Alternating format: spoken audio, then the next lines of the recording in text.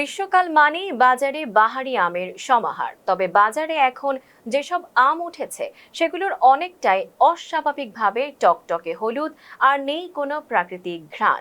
ক্রেতাদের অভিযোগ, এসব আম কেমিক্যাল বা কার্বাইড দিয়ে পাকানো হতে পারে। মাঠ পর্যায়ে ঘুরে ক্রেতা ও বিক্রেতাদের সাথে কথা বলে উঠে এসেছে নানা তথ্য। বিস্তারিত থাকছে নূর আলমের রিপোর্টে। আশুলিয়া এলাকার কাঠগড়া বাজার ঘুরে দেখা যায় বিভিন্ন দোকানে সাজানো রয়েছে আগাম জাতের আম। বাইরে থেকে দেখতে আকর্ষণীয় হলেও অনেক আমে নেই স্বাভাবিক গন্ধ, ফলে কৃত্রিমভাবে পাকানোর অভিযোগ তুলেছেন সচেতন ক্রেতারা।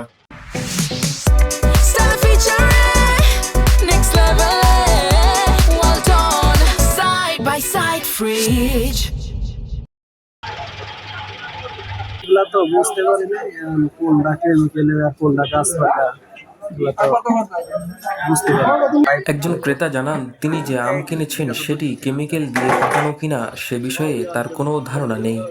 বাজারে সাধারণ মানুষ বাহ্যিক রং দেখেই আম কিনছেন। অন্যদিকে বিক্রেতারাও স্বীকার করছেন, বর্তমান বাজারে যে আম বিক্রি হচ্ছে তার অধিকাংশই কেমিক্যাল দিয়ে পাকানো।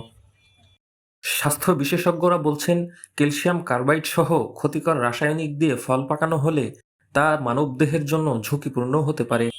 দীর্ঘমেয়াদে এসব রাসায়নিক লিভার, কিডনি ও হজমতন্ত্রে ক্ষতিকর প্রভাব ফেলতে পারে।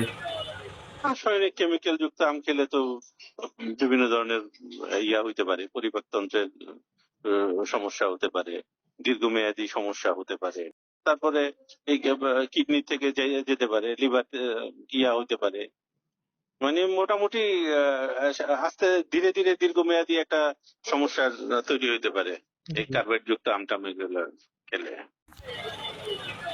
Mohammad Noor Alam, face the people, Savar, Dhaka.